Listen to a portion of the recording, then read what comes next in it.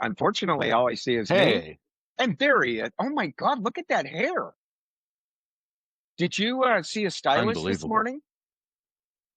Dude, Well, I just you're a handsome fellow this morning.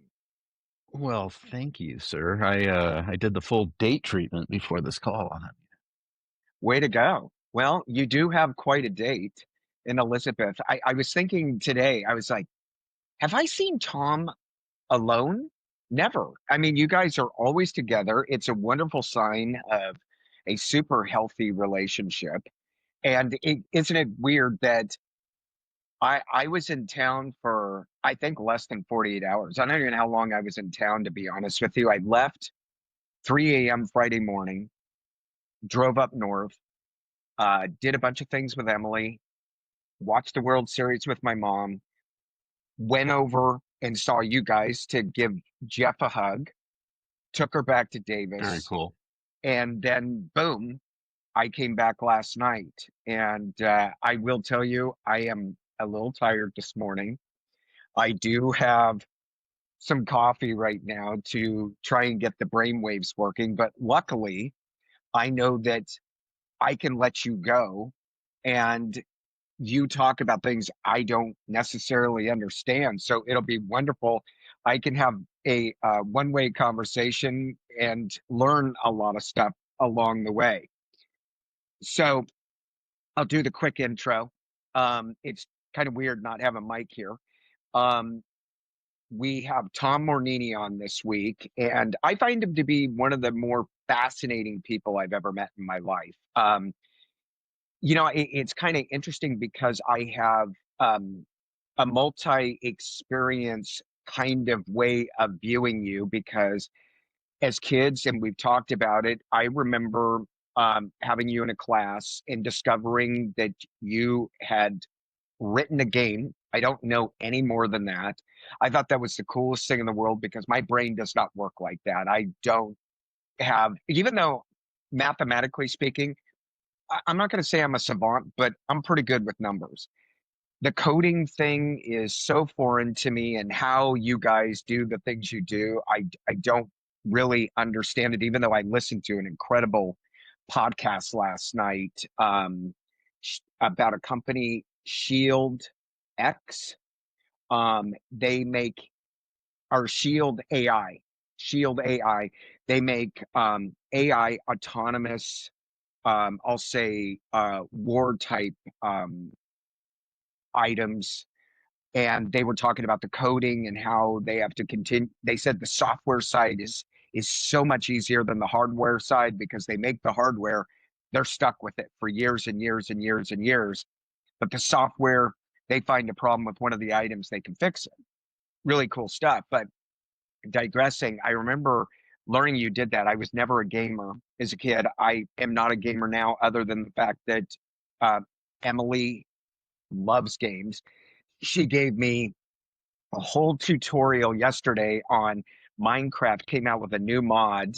I think it's called Obsessed, and it's a character that becomes obsessed with you and like stalks you through the entire game. So I know that kind of stuff. So So my kind of childhood, my basically my approach with Elizabeth. that's pretty solid. I'm the opposite. I stalk Lori. Um, That's what I I said. oh, I thought she stalks you. I gotta anyway.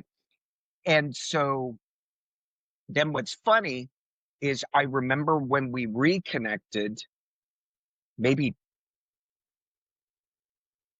let me think, maybe 10, 15 years ago, 20 years ago.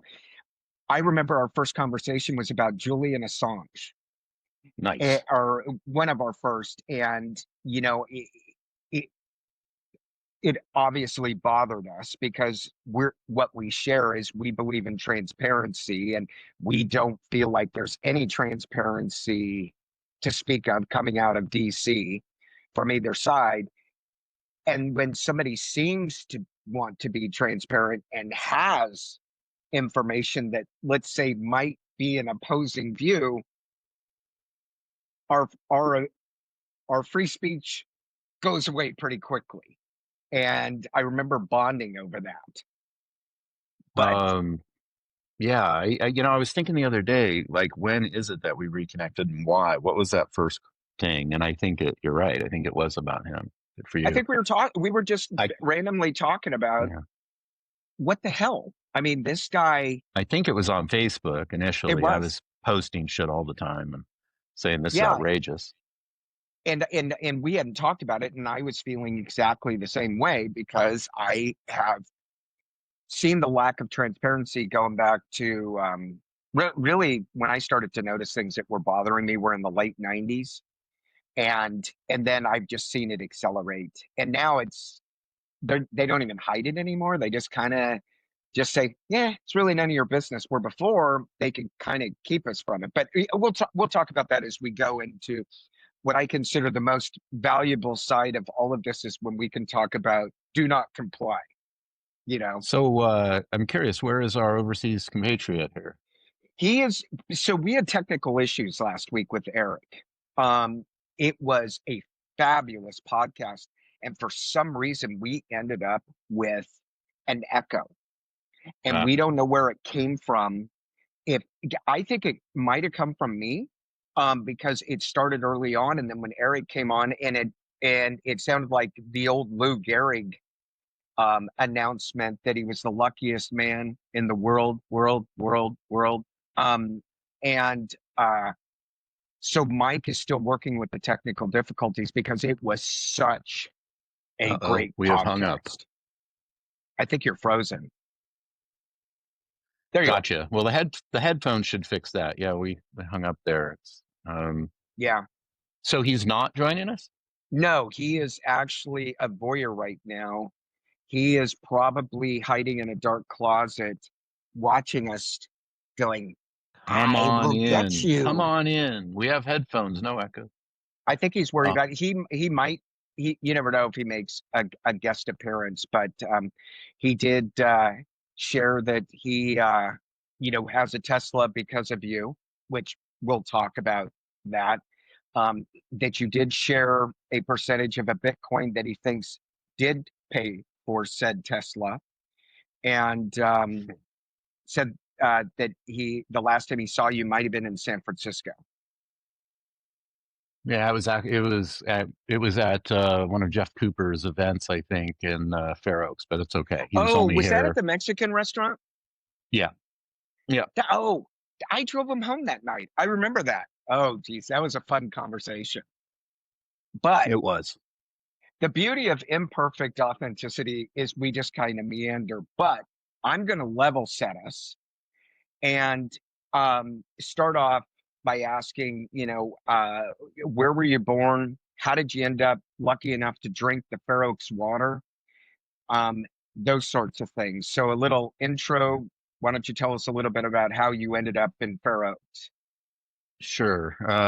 Born in Illinois, really, the hospital is in a wealthy town right next to my parents' poor town. Not poor, probably solidly middle class, but it was literally an Italian enclave, still is for the most part, named Highwood. And Risky Business was shot to the wealthy town on the other side of my parents' poor town, Highland Park. Oh, My I've been to Highland Park. There you go.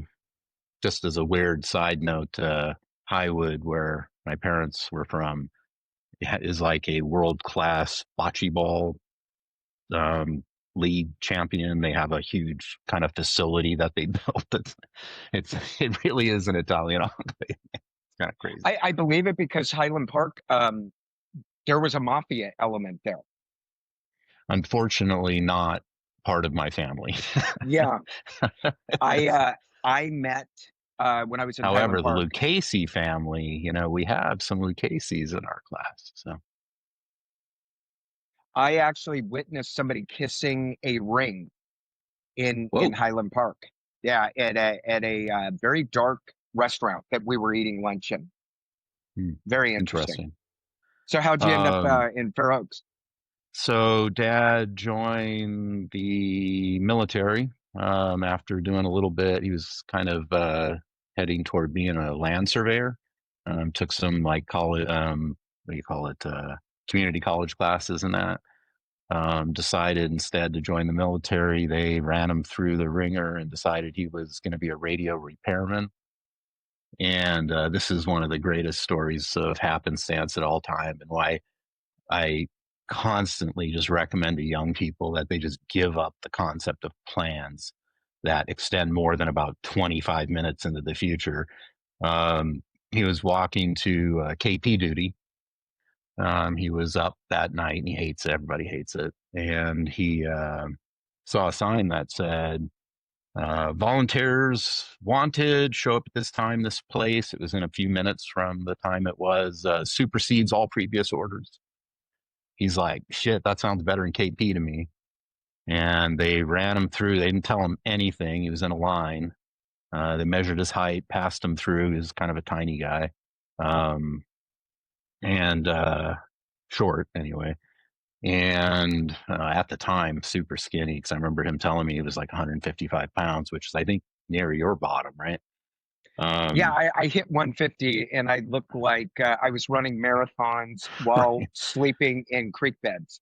Yeah. In reality, what you were is like every American male looked like in 1950.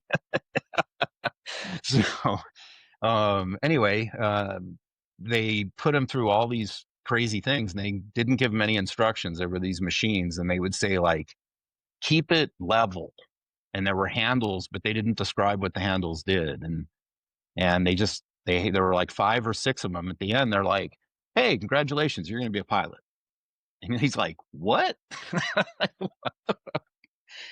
And that he became a single engine fighter bomber pilot. Went to Texas, married my mom after he, or approximately the time he got his wings and officer certification. Picked her up, and they during radio training before this happened, he had done a training session in Sacramento, Rancho Mather base, and he liked it out here. And so when he retired after basically being Doctor Strangelove, which is, I think I was about 20 when I realized that my dad was Slim Pickens.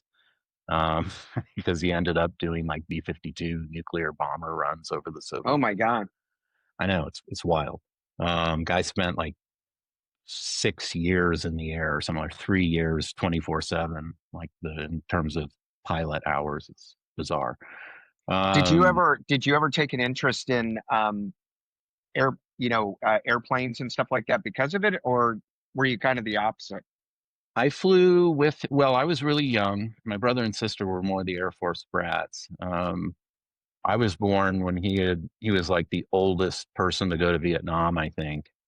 He was right on the borderline age wise. He didn't fly. He flew a bunch of combat missions, but they were only combat in that those areas were prescribed as potential combat. He didn't fire or ever, as far as he know, really got shot at. Oh, well, I lost you. Where'd you go, Jim?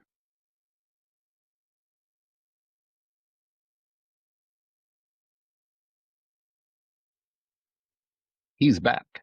That that was weird. It for some reason stopped recording at a key point when you were talking about um your siblings, being the real, military brats and all of that. So I'm Right. sorry. Yeah, no, it's all good. They were born in like when they were stationed. My folks were stationed in Germany and France. They had dual citizenship, all that. But I came 7 and 8 years after them. So I was 6 months when we moved to Rancho Cordova, and I've been in Sacramento ever since, except for 13 years in San Francisco when Elizabeth and I and Julia lived there. We'll probably talk about the reasons you left. Be Um, happy to. and then you know, I remember meeting you at Bella Vista and hearing about the that you designed a game. So, and the sad part is, I've always wanted to tell Emily what you did, and I've never asked you until now how you ended up, you know, writing games. I don't know if that's the correct terminology, and what they were and what it meant to you and how it played a part in your future?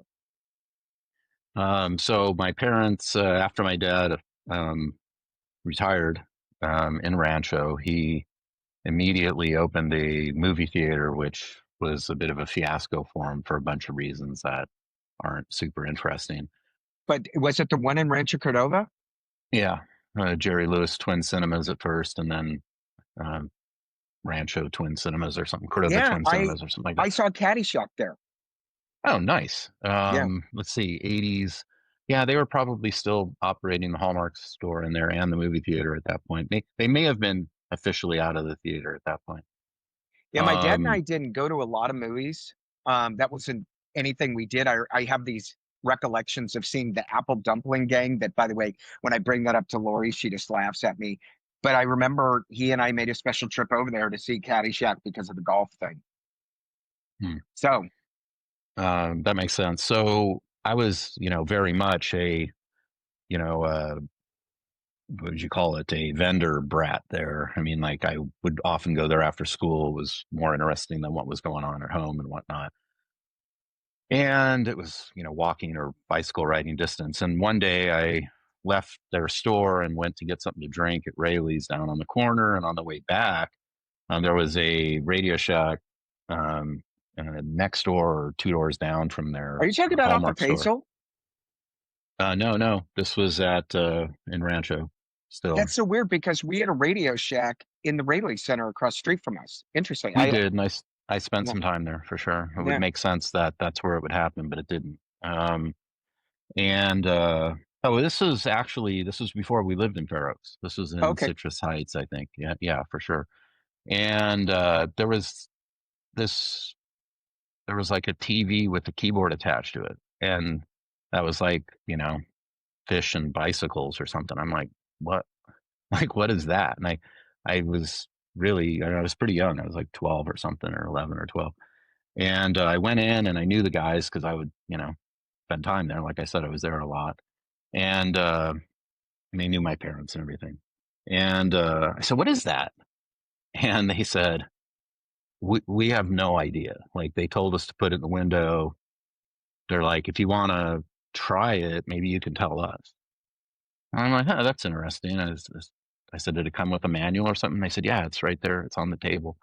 And I opened this thing, and I really need to buy a copy. You can get them on like eBay, but it was like the greatest introduction to programming I think anybody could ever ask for. It was literally like every page taught you like one thing, and it was from my perspective, it was incredibly easy, and it was really interesting because like I think probably in retrospect the thing that I really liked about it is it was probably, other than like walking down the street or riding a bicycle, it was kind of the first thing that I had just complete control over. Like whatever I typed happened, correct or incorrect. It was like, it was just, I had full fucking control over that thing. And it was fascinating. And I started writing code, and um, eventually I wanted, a better computer. And my dad, we were going to different stores and everything. And I'm so fortunate. Like if you talk about,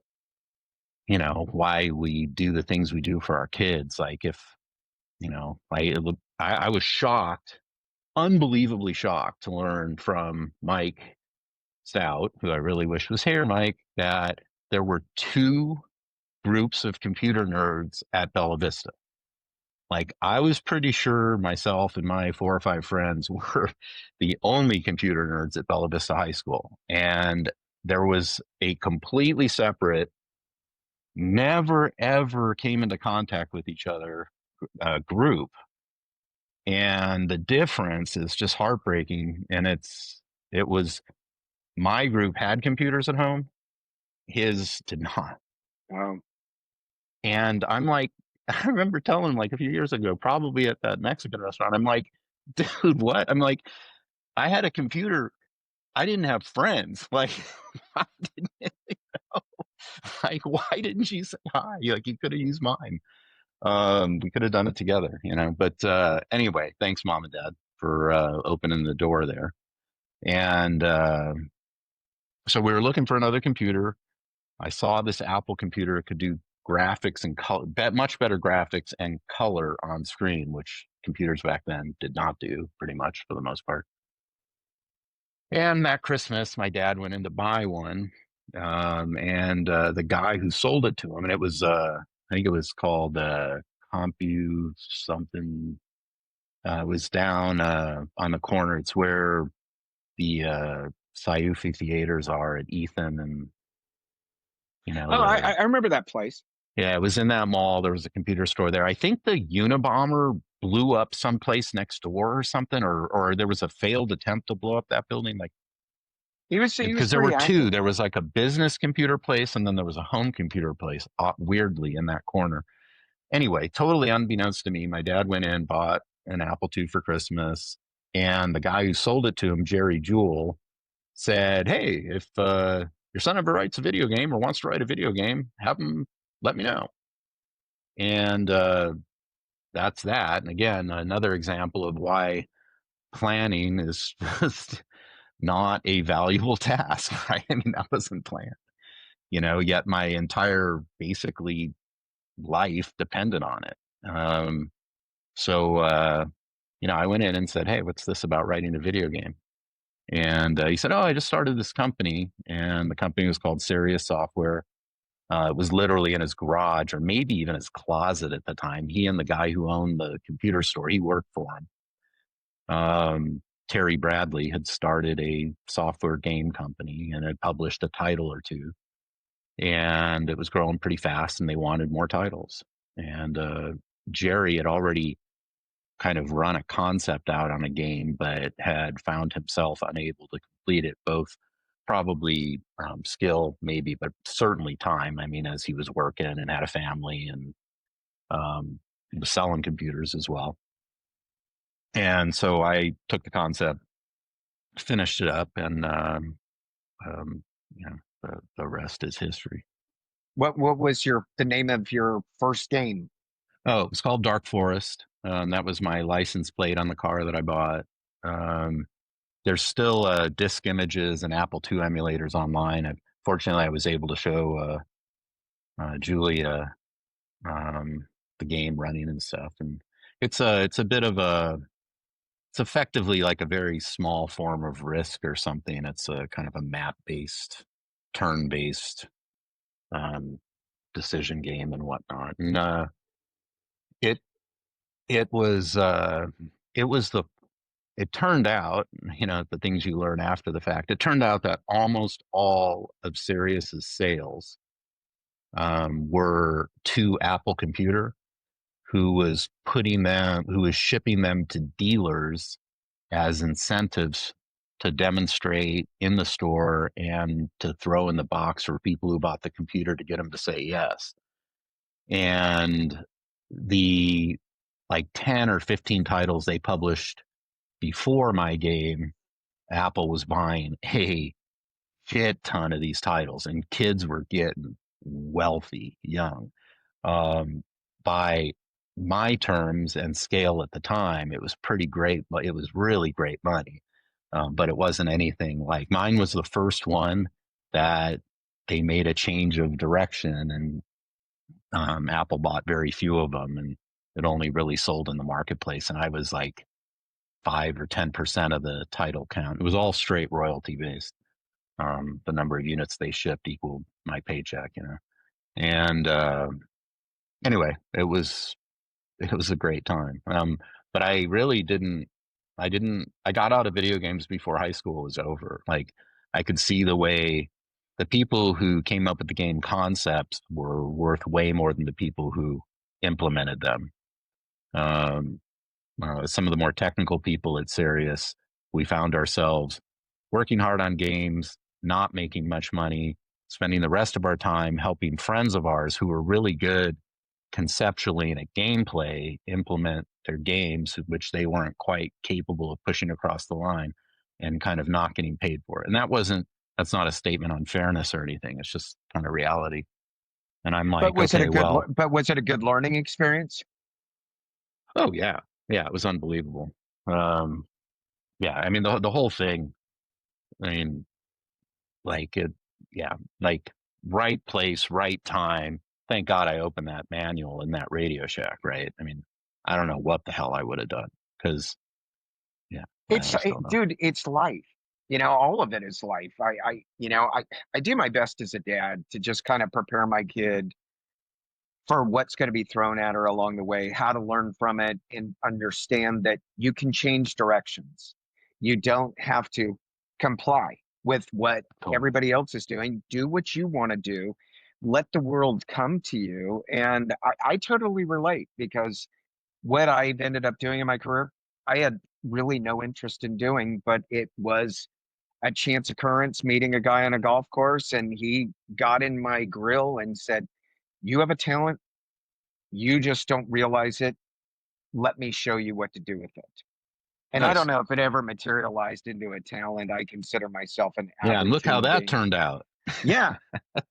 And had I not just opened up to the experience, I don't know what I'd be doing. And so you kind of do have to open your eyes and let those things happen. So you have that experience. So where did it take you next in your life? Well, so I went to Cal Poly San Luis Obispo because of the money I was making and this incredible like juxtaposition of actual commercial life reality in the afternoons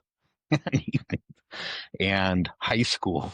You know, during the day, I was like, shit, I got this thing dialed. So my grades, like, junior, senior year, just I became not as good a student. I was still a pretty good student, but my grades slipped a little bit, so I wasn't able to get into the very best schools.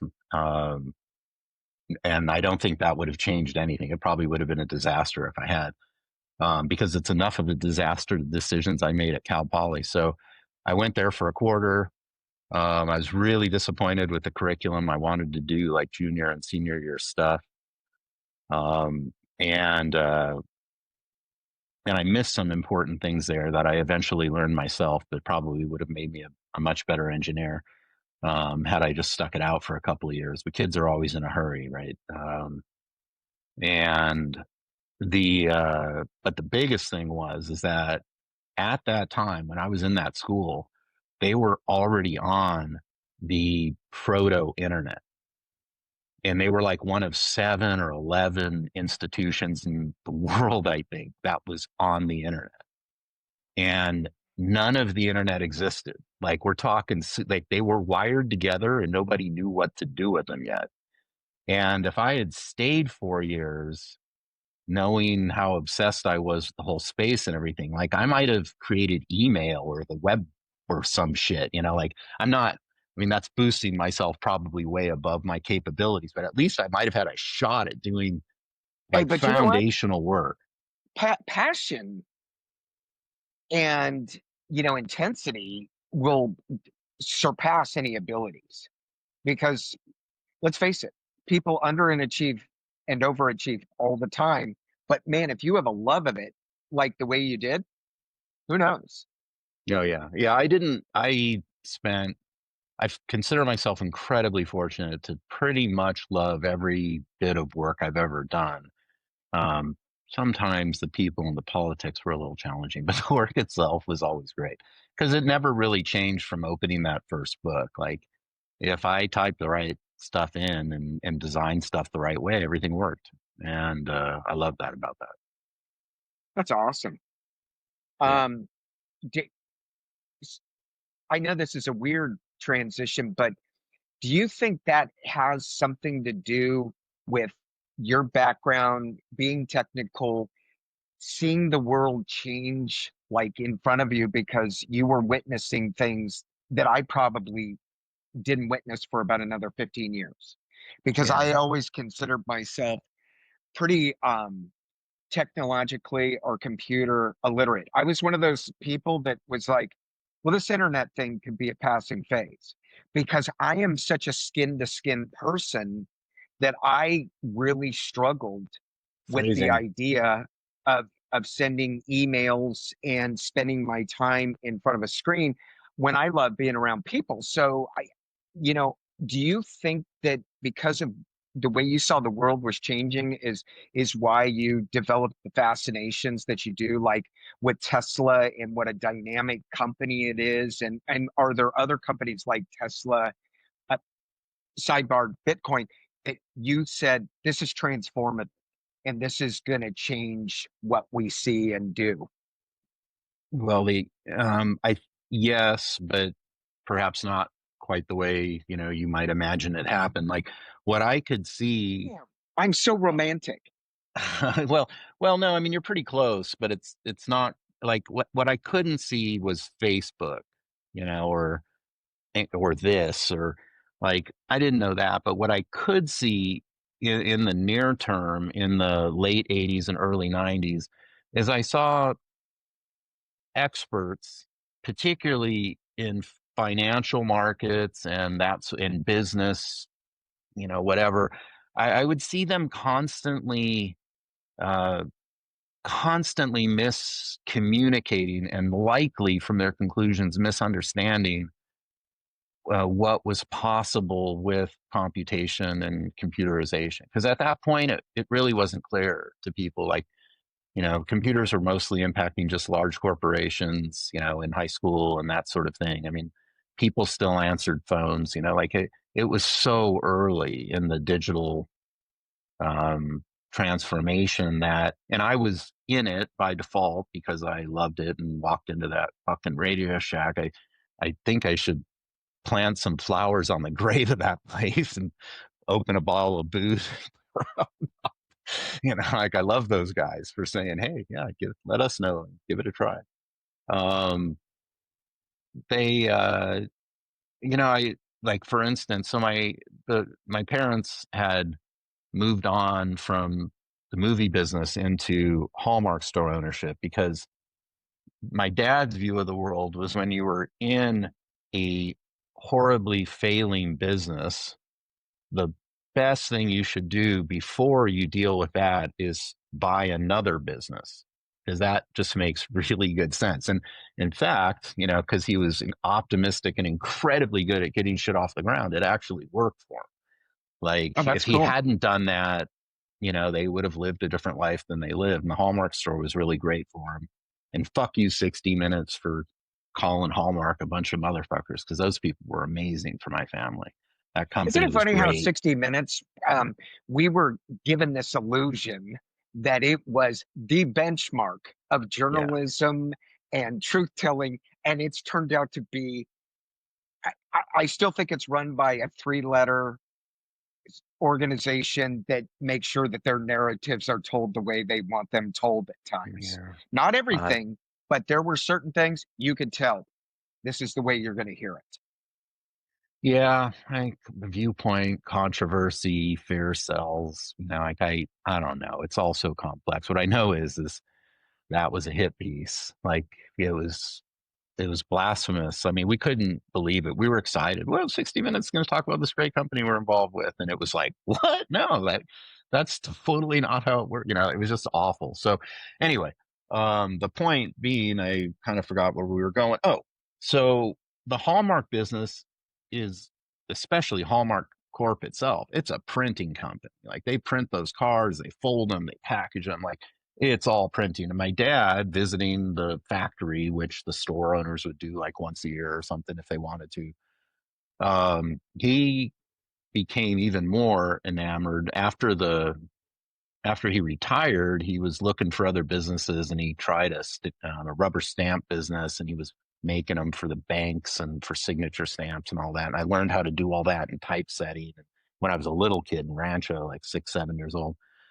Our print shop was pretty adjacent. I'm sorry, our card shop was pretty adjacent to printing because of my dad's interest in it. And we did things that other Hallmark stores didn't do. Like we imprinted Christmas cards was a big part of the business with a family name on it and stuff like that. We did a bunch of customization on top of kind of the Hallmark products.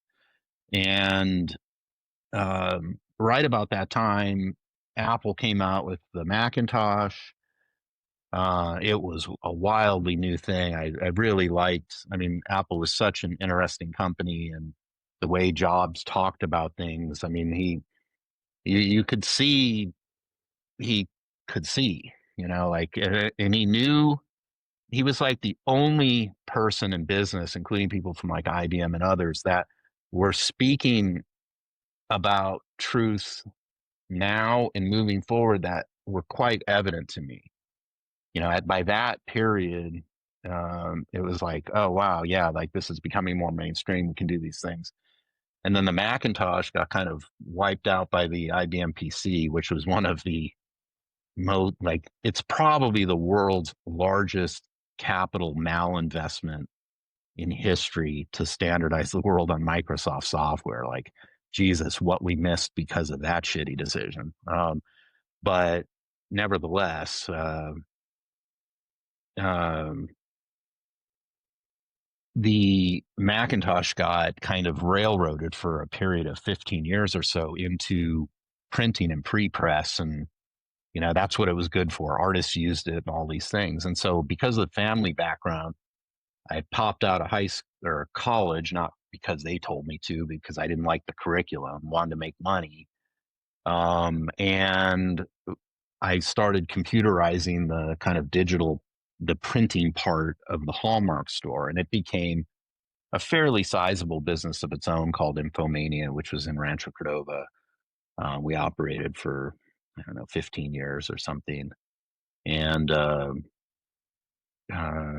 so what I could see is we were like this low end, new, high tech way of doing products that were almost as good as the traditional way of doing it early, but much quicker and cheaper and accessible to a large audience. And the rhetoric from the traditional vendors was just way off of reality. Like, I remember this thing and telling a salesperson once, he's like, like, we've been working for decades on this technology, and it's called kerning, and it's the way letters fit together in typesetting so that type looks good on the page and whatnot. And he's like, you guys can't even put the letters together properly, and you'll never catch up. And I'm like, and I literally told him, I said, wait, like, you think like computers can calculate trajectories to the moon and outer planets and shit, but you think it is beyond the capability of computers to put letters together in the right? I'm just like, that's insane.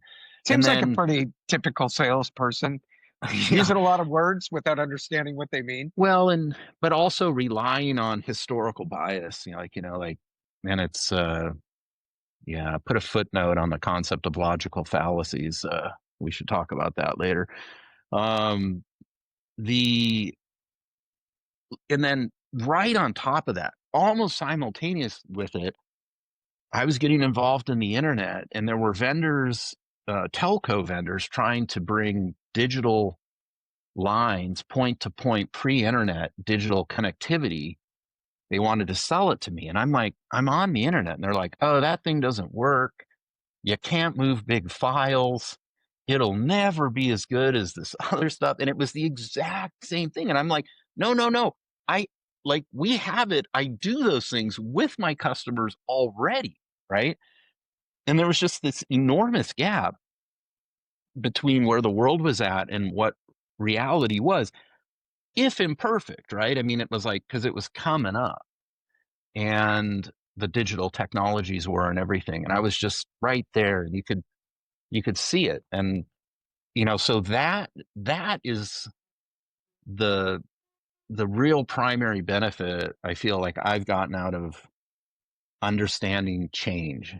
Like, it's taught me, like, people hate change, and until it's like economics forces it on them, and then suddenly they're like, oh shit, where has this been all my life? But they dig in and resist change, like, they what blows my mind is, despite the obvious reality that everything changes constantly, almost everybody on the planet seems to think that the goal is to not change shit, Yeah, to keep it stable. And I'm like, that is not a winning strategy, man. Like, you, that's why countries fail. You have to evolve and change. And there are those, and I have dear friends, they hate change. I have those that accept change. And then I have those that love change. I happen to be those in that group that love change because it's a learning opportunity along the way. And and we see it just in stuff we've experienced. I'll say for me 25 years, but let's say there's been dynamic change in the last 10 that just crazy. And if you're not willing to accept and acknowledge, the world passed you by.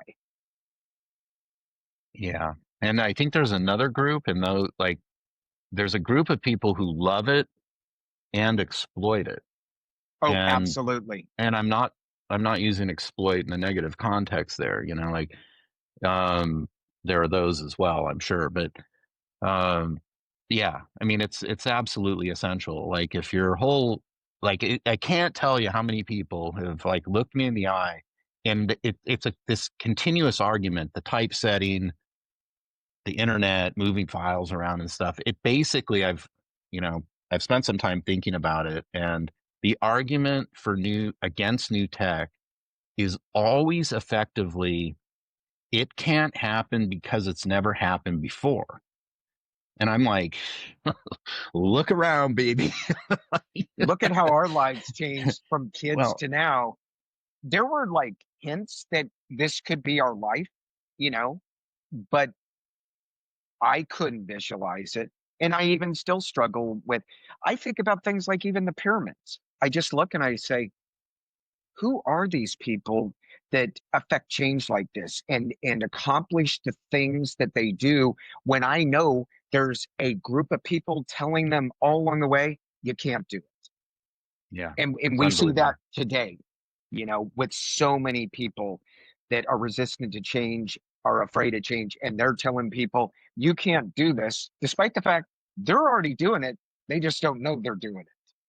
Yeah, I literally had a conversation at the recent, very fun, thank you, Lori, at all for these yearly high school meetups. There was a person telling me that Tesla cars cannot drive themselves. And I'm like, mine drove me here. And they're like, no, it didn't. I'm like, no, it did.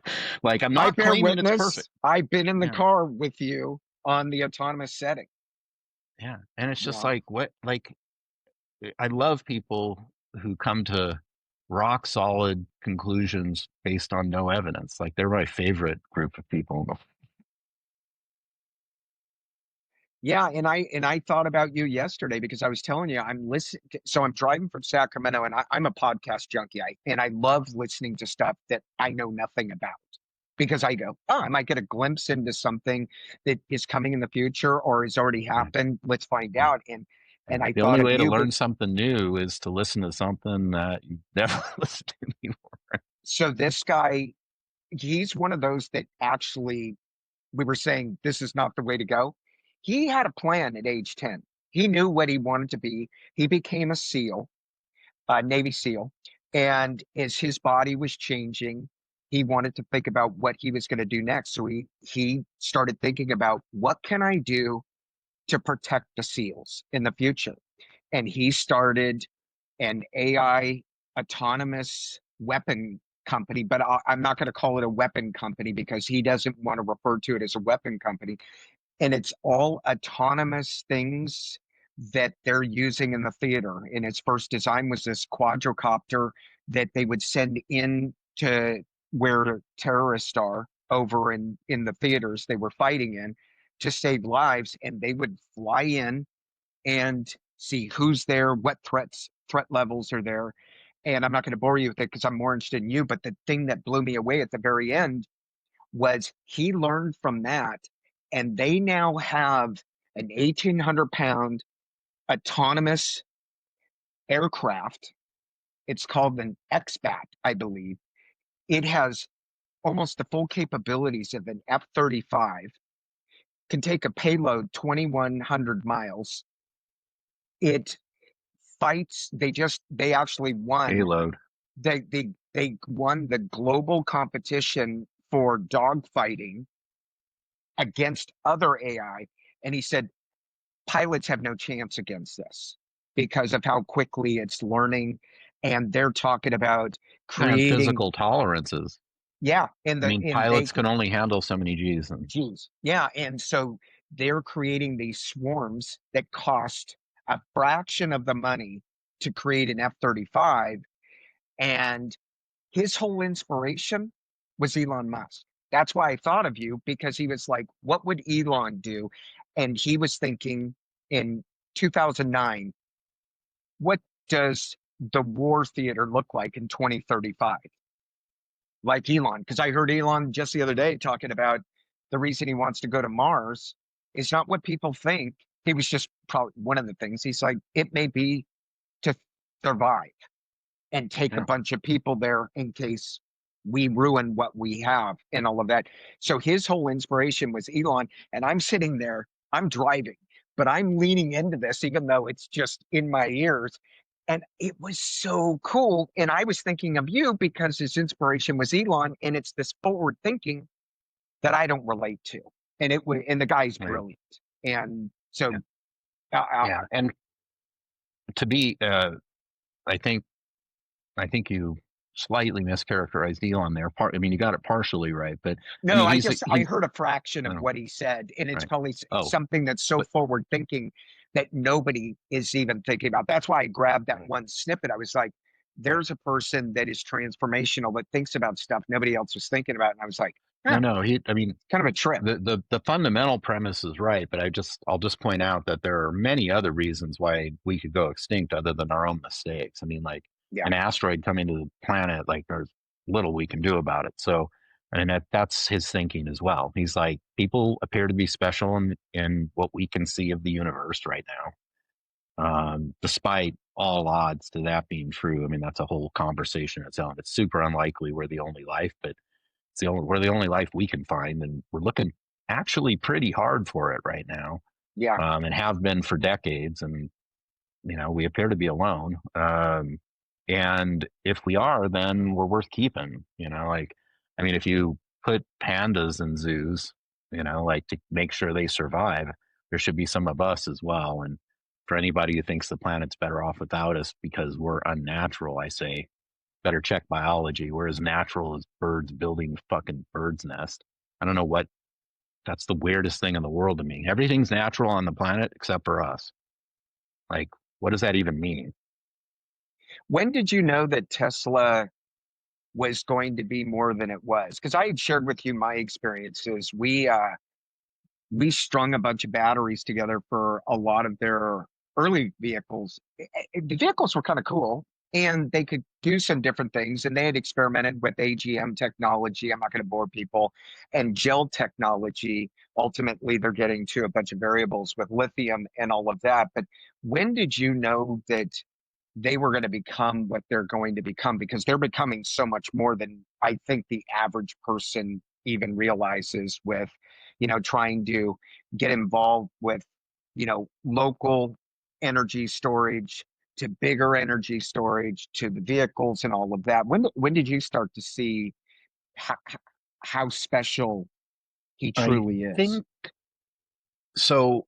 I was kind of on to Elon SpaceX. Like as soon as he started landing rockets, first of all, he was kind of the first commercial company into orbit commercially doing important things. That was kind of amazing. Like he did what NASA did in the 60s, but entirely commercially, with some grants that are honestly like the way people act like SpaceX can't survive on its own just blows my mind. Because his detractors constantly say, well, it's just because of, government contracts or whatever. It's like, wake up, man. I mean, like, again, Amazon, nice to have. yes. Him, no. I don't know about Amazon, but I'm I not do. I arguing. know about a lot Yeah, of the subsidies, and they would have never survived yeah, financially had they not gotten all this. A whole different subject, doesn't matter. But yeah. anyway, Yeah, if a government gives you subsidies, should you take them or not? I mean, I yes, people are like, yeah, right, like, yes, duh. free money. Um, It's how totally. you add jobs. Well, I mean, it's not. I don't know that it's free, but if they're giving them to everybody else and you don't take it, you're Yeah. you know you're falling behind somehow. So the so that's when I was like, wow, this guy's kind of amazing. And these cars, I saw one at a car show when the Model S kind of first came out, which I think was like it was probably 2012, 13, 14 maybe. And I sat in it, had a big screen, and seemed kind of cool. It spoke to me a little bit, but it was a little bit of a. It felt slightly kit car-y at the time, like and the idea of electric transport just seemed, I don't know, it is pretty hard to wrap my head around. I think like it is for most people. But then when the Model 3, which Mike Stout has as well, we have a 2019, and I think his is probably a 2019 or 20. Um, um, it I was just blown away by the capabilities of range. Elizabeth loved the way it looked. I did too. We had a pretty old Ford Fusion at the point, which was a great car. I think it was the highest value car before Tesla I ever owned, and I was mostly like a Honda person, but that Ford was really great car, and it was about 10 years old, had a bunch of miles on it. We went out to dinner with friends one night. We had it all planned. We were going to drive up to Marin, and we went out to the garage, and it was a huge puddle of oil underneath the car. And I went, oh shit. And then I went, we're going to get a Tesla. Yeah. People that don't God, have EVs, they don't realize how clean and simple these EVs operate. And the mess. I showed up at my mom's house. Somebody had a car parked in her garage. It was an old GTO, and it's got an oil leak like a sieve. And you don't think about those things with an EV. right. The well, it wasn't so much the oil leak. I mean, it was just like, okay, this car's dead. I had started, we were interested in the three anyway, but I didn't want to be a first mover. And it was a couple years into the Model 3s, and in San Francisco, they were starting to grow like mushrooms or something. I mean, they were everywhere driving around, and I'm like, I got to start looking into this. And it's pretty sold already, and just waiting for the right moment. And the right moment was when the old car suddenly became unavailability.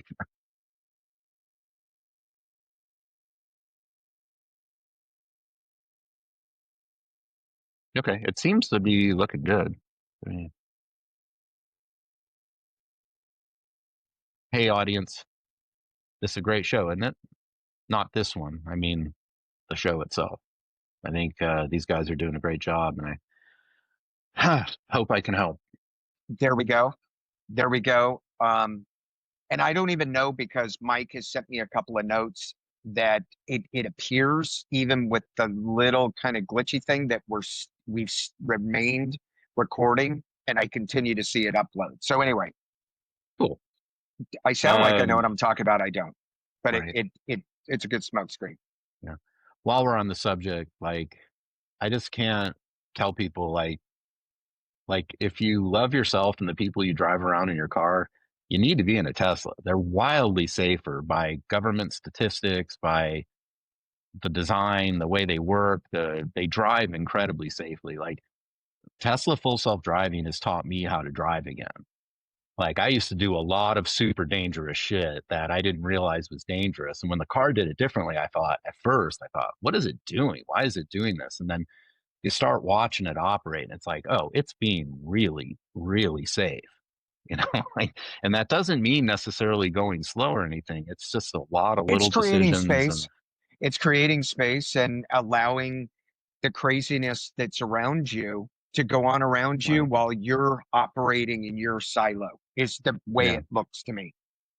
Yeah. But I mean, it creates space in places that I just never did. And it's obvious other people on the road don't, like, so anyway, it's great stuff. And I know everybody always tells me, but the first question is, how far does it go? It's like, how far does your car go? Like, and did you know that before you bought it? Or I don't know when that became the measure of how important whether a car would work or not. But and the answer It's is, change. It's fear of yeah, change and all of yeah, that.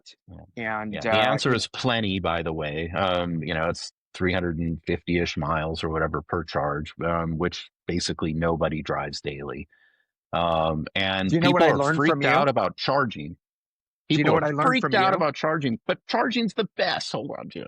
Like charging is the best. Every morning my car is full, like ready to go, full range. Like I never get in the car and go, oh shit, it's empty. Right? Great. Charging is fantastic. I learned from you, charge frequently. I Always. I would make multiple stops and just run it to 80%. And a lot of times that charge might only take me 7 minutes. Yeah. And that's how I would go to Sacramento. I just had my places and I'd stop in Bakersfield, I'd stop in Fresno, I'd stop in like Manteca or Turtle Rock, and it was better for me. I'd get have better circulation. I'd get out of the vehicle, walk around, and that was it. Yeah. I learned that from Yeah. you. I Don't stretch posted it. a thing from we drove to Vegas earlier in the year to see AC/DC, which was amazing. Highly recommend the new arena, and it was a great experience. Um, but on the way home, I took a screenshot, and there were 4 charging stops of 10 to 12 minutes apiece, like between Vegas and Sacramento. It's like, um, everybody's like, oh God, it takes an hour to charge them. Like, that's not like you don't fill up.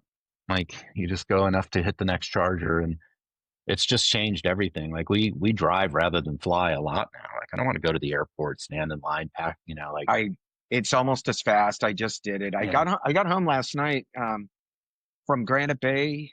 Oh no, Sacramento. I got home in 6 hours on the button. And the yeah, only traffic I hit was in front of Dodger Stadium last night, right. and it all snarled up. So a bunch of people have asked me to very specifically ask you Hmm. about do not comply. Yeah, Because it's right there in front of them. You and I have both talked about this. I know, but I don't want to tell your story. You tell people what that means to Tom Mornini.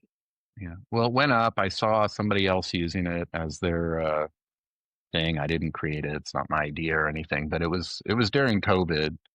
But I think the concept is bigger. Like if you just like the government is ours, the country is ours, the Constitution makes this clear. If you do everything you're told, regardless of how unreasonable it is, because the government tells you to do it, it's not yours anymore, and it's a very easy thing to slip into. And I don't think it's wise. What I don't mean, I didn't put up something that says resist. No, Like my entire point is decide for yourself. Don't just march in line like a lemming off of a cliff. That's that's the essential nature of it. Like, and and COVID's a good example of it, because maybe some of the people that, I had discussions with that didn't go so well during COVID would be listening to this. But I told people early, like one of the advantages of being in computer since I was 12 is I've looked at an ungodly amount of data and charts and looking for patterns and, for algorithms and optimization of code and all of these different things. Like charts are, and visualization of data is everything. Like it's the way I work, or I worked, I should say. The one data point that was just incredibly obvious early from COVID was that the earlier you got it, the better your chances of outcome and survival. Like it was clear as day. Like this is when we didn't know a bunch about anything, but that we knew that statistically, to a like the lines were very tight, the error bars weren't that far off. We all know our own personal tolerances. Some people are sick all the time. They need different measures than people who correct. aren't sick all the time, and all of these different things. But one thing was clear: age was not in your favor, right? So Elizabeth and I Or went on road pre-existing trips. conditions, comorbidity kind of stuff. Yeah, Absolutely. I mean, but really, that wasn't necessarily even evident at the time. But one thing was, like, you could you could start a casino on the statistics of age there. Like if you're young, your chances of really negative outcomes are really, really low. And so Elizabeth and I talked it over. The roads were empty. I had just recently retired. I kind of because of COVID, it just was, everybody was changing their viewpoint and deciding what they wanted to do because, might be dead in a few months, right? I mean, like we're all making choices and we don't really know the future. So that So everybody, you weren't going to a big venture capital firm and saying, "I've got an idea for a startup. Let's go." no, no, no, we went on road trips to enjoy some free time, which we hadn't had ever since high school or something. And, um, and to try to get COVID. Like I wanted to get it as soon as possible, and I wasn't getting it at home. And we never did. We drove like 30,000 miles of road trips. We never got COVID until you know we're sitting at home one day and we're both sick and we had COVID. But and when I would tell people that, they'd look at me like I was a fucking nutcase at the time, and it was the only logical conclusion you could possibly come to.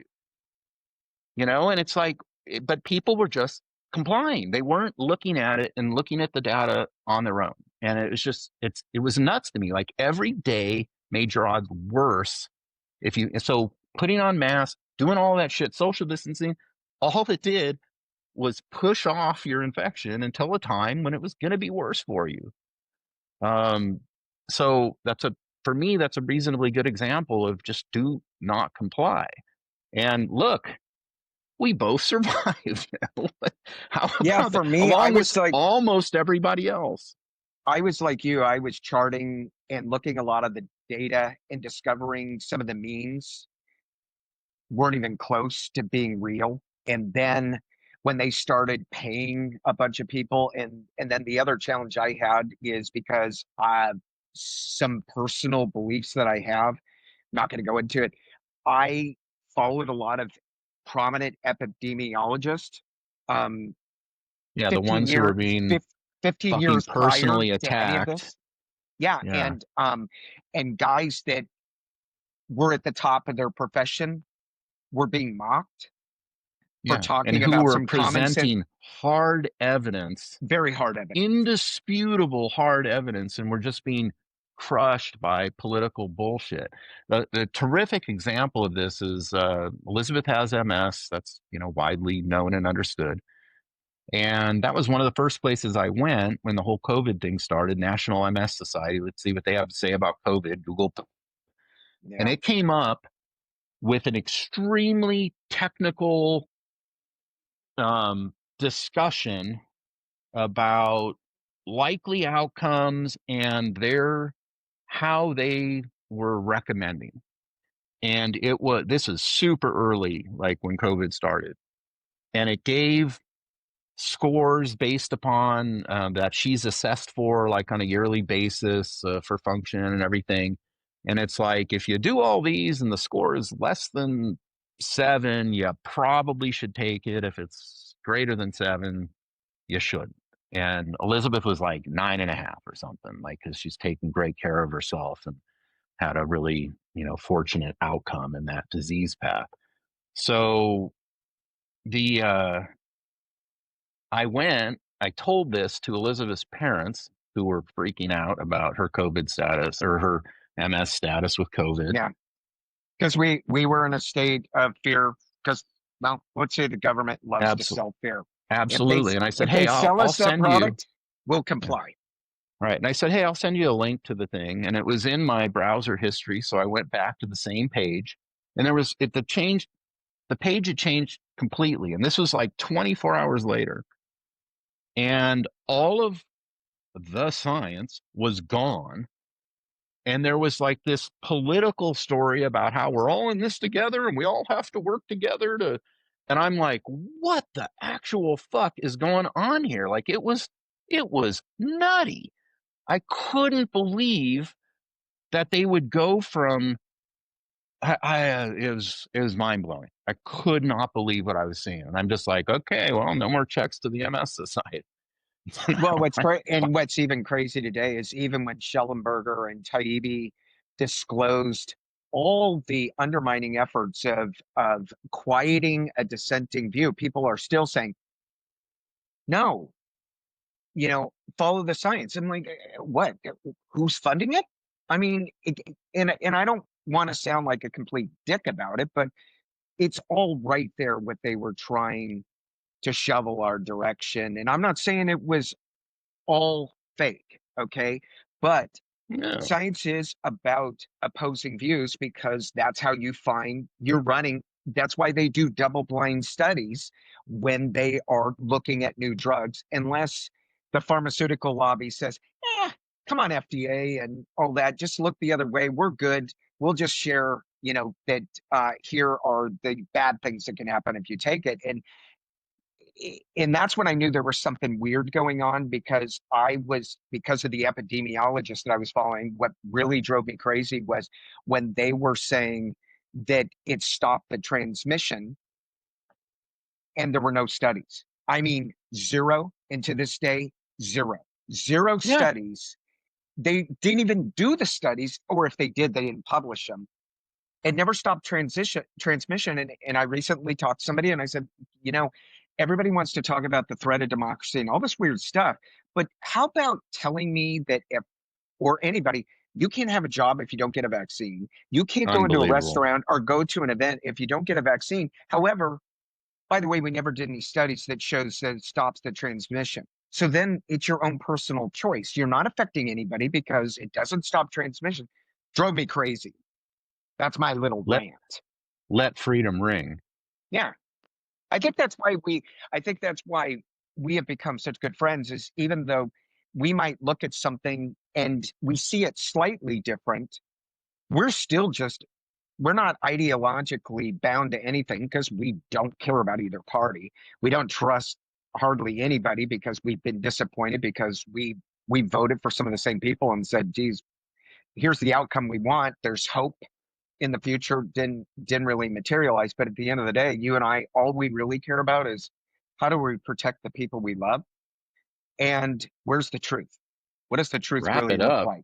Yeah, Our unfortunately, Ed um, McMahon says it's time to go. well, because unfortunately, the two of us, and you've done a masterful job of telling a story about how you got from point A to point, let's call it W, because XYZ are still out there. I still believe there's, for someone like you, there's tremendous greatness that can still be achieved, even though you call yourself retired. Your mind is never retired, and you're still making a great contribution to our friends, to me, sharing advice, being a loving, compassionate person, being supportive. I mean, you still have XYZ ahead of you. Um, did you just suggest I'm not already great?